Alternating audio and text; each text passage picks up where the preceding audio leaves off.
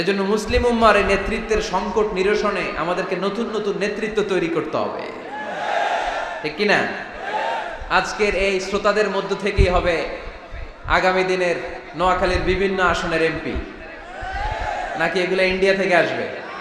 এখানেই বসে আছে the member of the parliament of Bangladesh, এখানেই বসে আছে আগামী দিনের বাংলাদেশের প্রধানমন্ত্রী, এখানেই বসে আছে সংসদের স্পিকার।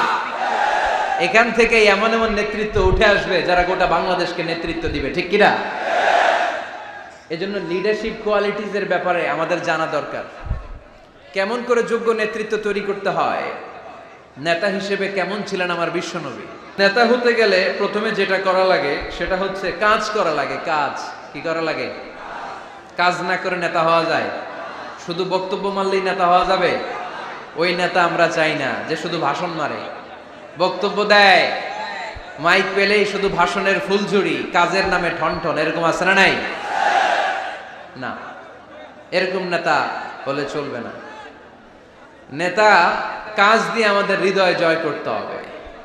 শুধু বক্তব্য দিলে ওটা নেতা না। জনগণের জন্য কাজ করতে হবে, মানবতার জন্য কাজ করতে হবে, দেশের উন্নয়নের জন্য কাজ করতে হবে, ঠিক কিনা? তাহলে আগে কাজ পরে নেতা। খাদিমুহুম, জাতির লিডার যিনি হবেন, সাইয়্যিদ যিনি হবেন, তিনি আগে সার্ভিস দিবেন, জাতির খাদেম হবেন। খেদমত ছাড়া, কাজ করা ছাড়া জাতির নেতা হওয়া যায় না। তো সেদিন আমরা কি একা একা উঠবো না নেতা নিয়ে উঠবো? বিষয়টা একটু ভেবে দেখেন। Think about it, ponder on the issue. এটা সাধারণ কোনো ইস্যু নয়। একা একা আমি উঠবো না, আমি আমাদের নেতাদেরকে নিয়ে উঠবো। নেতা জাহান্নামী হলে আমরাও জাহান্নামী, নেতা জান্নাতি হলে আমরাও জান্নাতি, ঠিক কিনা? وقالوا ربنا إنا أطعنا سادتنا وكبراءنا فأضلونا السبيلا ربنا آتهم ضعفين من العذاب والعنهم لعنا كبيرا। সেদিন লোকজন বলবে, ইয়া রব, আমরা আমাদের নেতাদের অনুসরণ করেছি, আমরা আমাদের মুরব্বীদের অনুসরণ করেছি, আমাদের নেতারা, আমাদের মুরব্বীরা আমাদেরকে গোমরা বানিয়েছে, আমাদেরকে ভুল পথ দেখিয়েছে। নেতাদের কারণে, মুরব্বীদের কারণে আজকে আমরা জাহান্নামী। আজকে আমাদেরকে জাহান্নামে তুমি তো আযাব দিবা, আমরা সবাই জানি, কিন্তু আমাদের নেতাদেরকে ডবল ডবল আযাব দিবা। ওদের কারণে জাহান্নামী, ওদের কারণে আজ আমরা জাহান্নামের লাকড়ি হয়েছি, ঠিক কিনা? আতিহিম দি'ফাইনি মিনাল আযাব, আল্লাহ এদেরকে ডবল শাস্তি দাও। ওয়ালা আনহুম লা'নান কাবীরা, এদেরকে লানত দাও, এদের উপর গজব দাও, জাহান্নামের আগুন দিয়ে এদের দেহগুলো ঝলসে দাও। এটা সাধারণ কোনো ইস্যু নয়। একা একা দাঁড়াতে পারবো না। যার অনুসরণ করেছি, আমি যার ফলোয়ার, আমার যে সেলিব্রিটি, সেও দাঁড়াবে, আমিও দাঁড়াবো। এজন্য সেলিব্রিটি চুজ করার সময় সাবধান মুসলমান, নেতা চুজ করার সময় সাবধান। আমরা আজ থেকে এই সিদ্ধান্ত নিব যে বুঝে শুনে নেতা ঠিক করব, উল্টাপাল্টা কোনো নেতার পিছনে আমরা ঘুরবো না। চিল্লায় বলেন ঠিক কিনা? লিডারশিপ কোয়ালিটিস, কেমন করে নেতৃত্বের এই গুণ অর্জন করা যায়। গোটা বিশ্বে আজকে মুসলমানদের হাহাকার, ঠিক কিনা?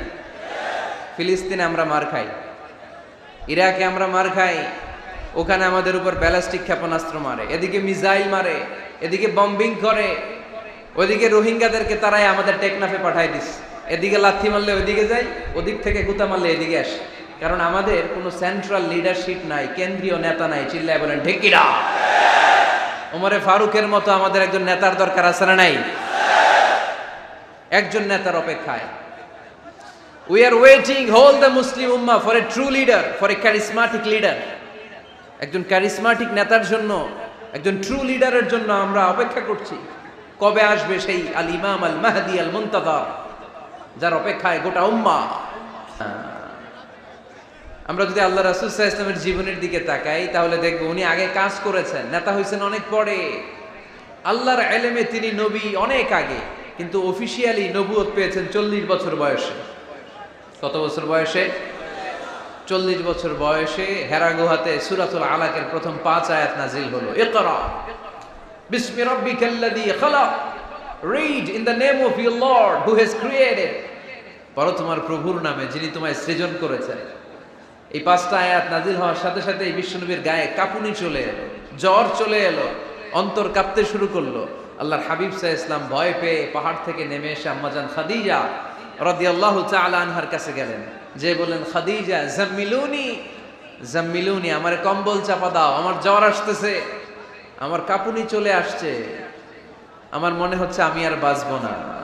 আম্মাজান খাদিজা রাদিয়াল্লাহু তাআলা আনহা ওনাকে সাহস দিলেন, কম্বল চাপা দিয়ে বললেন, ওয়াল্লাহি লা ইউখজিকাল্লাহু আবাদা, হে মুহাম্মদ, আমি আল্লাহর কসম করে বলতে পারি, আমি তো আপনারে চিনি, আমার আল্লাহ কখনো আপনার অপমান করবেন না। পড়েন সুবহানাল্লাহ।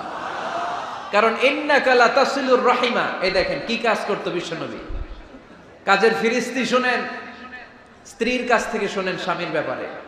বড় সাহেবের ব্যাপারে যদি আসল তথ্যটা পেতে চান, বড় সাহেবের ড্রাইভাররে জিজ্ঞেস করবেন, বড় সাহেবের বাড়ির দারোয়ানরে জিজ্ঞেস করবেন, বড় সাহেবের বাড়ির কাজের মহিলাটারে জিজ্ঞেস করবেন, আর বড় সাহেবের ওয়াইফরে জিজ্ঞেস করবেন, তাহলেই বড় সাহেবের আসল সব খবর পাওয়া যাবে। জোরে বলেন ঠিক কিনা? আল্লাহর হাবিব সাল্লাল্লাহু আলাইহি ওয়াসাল্লামের ব্যাপারে আল্লাহর হাবিব সাল্লাল্লাহু আলাইহি ওয়াসাল্লামের স্ত্রী আম্মাজান খাদিজাতুল কুবরা রাদিয়াল্লাহু তাআলা আনহা বলছেন, ইন্নাকা লা তাসিলুর রাহিমা, নবী হে, আপনার কোনো ভয় নাই, কারণ আপনি আত্মীয়তার সম্পর্ককে বজায় রাখেন, আত্মীয়দের খোঁজ খবর রাখেন। ওয়া তাসদুকুল হাদিসা, আপনি সদা সর্বদা সত্য কথা বলেন। আপনি মানুষের বোঝা বইয়ে দেন, যারা নিজের বোঝা টানতে পারে না, আপনি গায়ে খেটে তাদের বোঝা টেনে দেন। ওয়া তাকসিবুল মা'দুমা, যার উপার্জনের কেউ নাই তারে আপনি উপার্জন করে দেন। ওয়া তাকরিউদ দাইফা, আপনি মেহমান খাওয়াতে খুব পছন্দ করেন। ওয়া তুঈনু আলা নাওয়াইবিল হক, আর সত্য যেখানে বিপন্ন সেখানে আপনি সত্যের বীর সেনানী হয়ে দাঁড়িয়ে যান। যার মধ্যে এই 6টা কোয়ালিটি থাকে, তারে আমার রব কোনোদিন অপমান করতে পারে। আম্মাজান খাদিজা বললেন, ও নবী, ভয় নাই, চিন্তা নাই, টেনশনের কোনো কারণ নাই, আমি অনেক বছর ধরে আপনারে চিনি, আপনি কোনোদিন কোনো মানুষের ক্ষতি করেন নাই, কোনো মানুষকে কষ্ট দেন নাই, সব সময় জনকল্যাণমূলক কাজের সাথে নিজেকে ধরে রেখেছেন, আজীবন মানুষের কল্যাণ চেয়েছেন, মানুষের জন্য কাজ করেছেন। মানুষের জন্য যারা কাজ করে, মানুষের কল্যাণ যারা চায়, তাদেরকে আমার রব কোনোদিন অপমান করে না। 6টা কাজ করতেন আল্লাহ রাসূল সাল্লাল্লাহু আলাইহি ওয়াসাল্লাম। এই 6টা কাজ প্রমাণ করে আল্লাহ রাসূল সাল্লাল্লাহু আলাইহি ওয়াসাল্লাম নেতা হওয়ার আগ থেকেই কাজ শুরু করে দিয়েছেন। নেতা হয়েছে 40 বছর বয়সে। নেতা হয়েছে যখন, তখন বয়স কত? কথা বোঝে নাই বোধহয়। নেতা যখন, নেতৃত্ব যখন পেয়েছেন, তখন বয়স কত?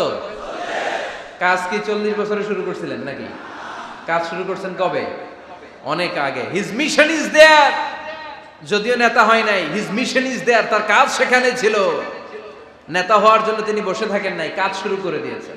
মানুষকে খাওয়াতেন, দেদারসে দান করতেন, যেখানেই মানবতা বিপন্ন সেখানে তিনি সহায়তার হাত বাড়িয়ে দিতেন। পড়েন সুবহানাল্লাহ। তার মানে নেতা হইতে হইলে আগে কাজ করা লাগে।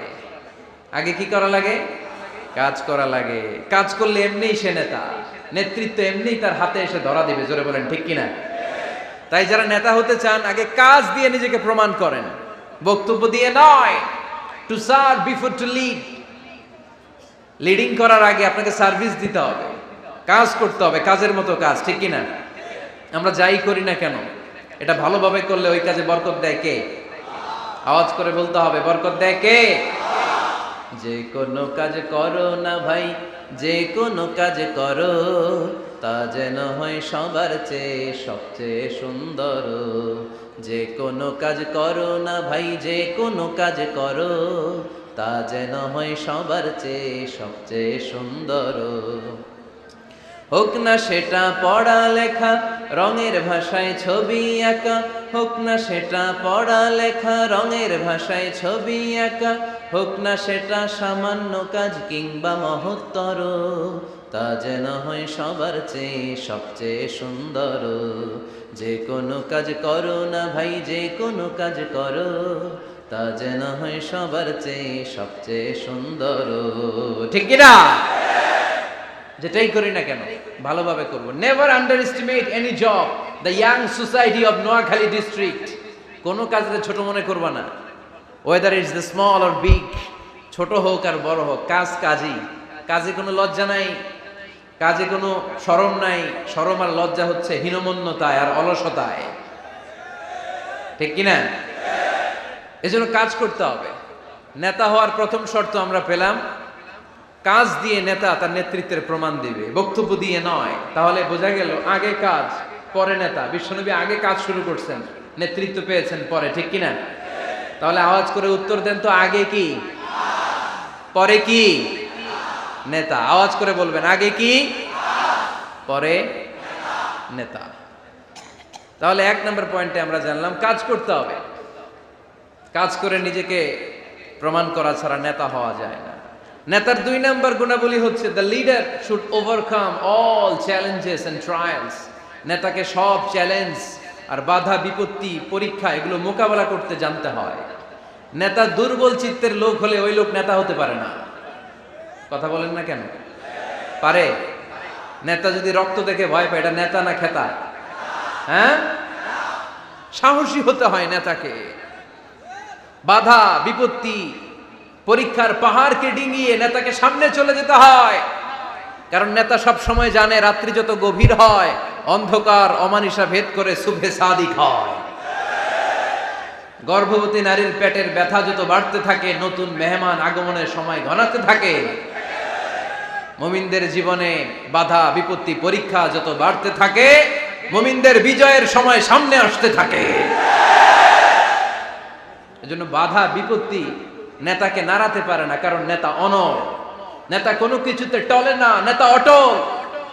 সে সব ধরনের বাধা বিপত্তি চ্যালেঞ্জকে দুমড়ে মুচড়ে সামনে যায়, সেই নেতা। আওয়াজ করে বলেন ঠিক কিনা?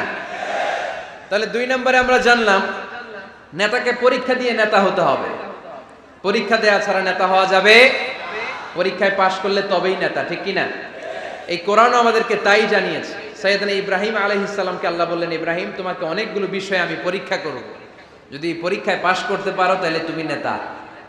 তাইলে তুমি কি? وَإِذِ ابْتَلَى إِبْرَاهِيمَ رَبُّهُ بِكَلِمَاتٍ فَأَتَمَّهُنَّ قَالَ إِنِّي جَاعِلُكَ لِلنَّاسِ إِمَامًا। সুবহানাল্লাহ পড়েন। আল্লাহ বললেন, ইব্রাহিম অনেকগুলো বিষয় আমি তোমারে পরীক্ষা করব। সাইয়েদনা ইব্রাহিম সবগুলো পরীক্ষায় উত্তীর্ণ হলেন। ফলস্বরূপ খুশি হয়ে আল্লাহ বললেন, ইব্রাহিম আমি তোমারে গোটা বিশ্বের সবার জন্য নেতা বানায়া দিলাম। আল্লাহ puts Ibrahim in some trials and he successfully overcome all the trials he faced. Allah said, Ibrahim, I'm gonna make you the leader. Ibrahim 5টা পরীক্ষা নিয়েছি তোমার জীবনে, বড় বড় পরীক্ষা, অগ্নি পরীক্ষা। সবগুলো পরীক্ষায় যেহেতু তুমি গোল্ডেন এ প্লাস, তোমারে আমি রেজাল্ট স্বরূপ নেতা বানায় দিলাম। সুবহানাল্লাহ কইতে বললেন না? তাহলে নেতা হতে হলে পরীক্ষায় পাশ করা লাগে। বিপদ আপদ বাধা বিপত্তিকে দুমড়ে মুচড়ে পাহাড় সম বাধাকে থোড়াই কেয়ার করে নেতা সামনে চলে যায়, তিনি আমাদের নেতা। চিল্লায় বলেন ঠিক কিনা? তাহলে দ্বিতীয় পয়েন্টের আলোকে আমরা যদি আল্লাহর হাবিব সাল্লাল্লাহু আলাইহি ওয়াসাল্লামের জীবনীটা একটু ক্রস চেক করি, একটু ডাবল চেক করি, তাহলে দেখবো যে আল্লাহ রাসূল সাল্লাল্লাহু আলাইহি ওয়াসাল্লামের জীবনী যদি আমরা পড়ি, আমরা দেখবো যে ওনার জীবনীতে, ওনার জীবনে পরীক্ষা বাধা বিপত্তি এগুলো ছিল কি ছিল না? ছিল। কম না বেশি? এমন কোনো আযাব অত্যাচার জুলুম নির্যাতন নাই যেটা আমার নবী সহ্য করে নাই, ঠিক কিনা? যখনই কোরআনের তাফসীর করতো তখনই হাততালি শুরু হয়ে যেত। যখনই কোরআন তেলাওয়াত করতেন তখনই শীষ দিয়ে ডিস্টার্ব করা শুরু হয়ে যেত। যখনই নামাজে দাঁড়াতেন ওটের পচা নারী বুড়ি আমার নবীর ঘাড়ের উপরে চাপিয়ে দেয়া হতো। এখনো দেয়? সিস্টেম একই, ভার্সন পাল্টায়। The system is same but the version is different, ঠিক কিনা? ওই সময় গালি দিত, এখনো গালি দেয়, আছে না নাই? ওই সময় আমার নবীরে গালি দিত পাগল, গালি দিত কবি, কোলে দিত গণক, বলতো লেস কাটা। এখনো গালি আছে না নাই? কি গালি দেয়? রাজাকার। হ্যাঁ, রাজাকারের লিস্ট নিয়েও কিলাকিলি এই দেশে আছে না নাই? তো গালি আছে, এখনো আছে, এখনো দেয়। তবে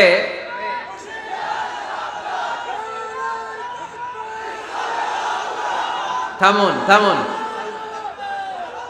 গালি তখনও ছিল, এখনো আছে, গালির ভার্সনটা একটু ডিফারেন্ট, ঠিক কিনা? তাই গালি শুনে কি মুমিন থমকে যাবে? থমকে যাবে মুমিন? না। নেতা সব বাধা বিপত্তি মাড়ি এসে সামনে যায়, তিনি নেতা, যার জ্বলন্ত প্রমাণ আমার প্রিয় নবী। মক্কা থেকে ৮০ কিলোমিটার দূরে তায়েফের ময়দানে গেলেন জমি কেনার জন্য, তাই না? হ্যাঁ, তায়েফের ময়দানে ৫ বিঘা জমি কেনার জন্য গেছিলেন আল্লাহর নবী। কি জন্য গেছিলেন? কি জন্য?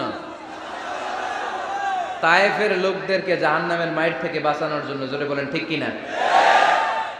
খেয়ে না খেয়ে দিন প্রচারের কাজে নিজেকে দিয়েছ বিলিয়ে, তায়েফের কাফিরেরা চিনল না সে আলো, দুষ্ট ছেলেদের পিছু দিল লেলিয়ে, পাথরের আঘাতে ক্ষত বিক্ষত হয়ে সারা শরীর থেকে রক্ত ঝরে।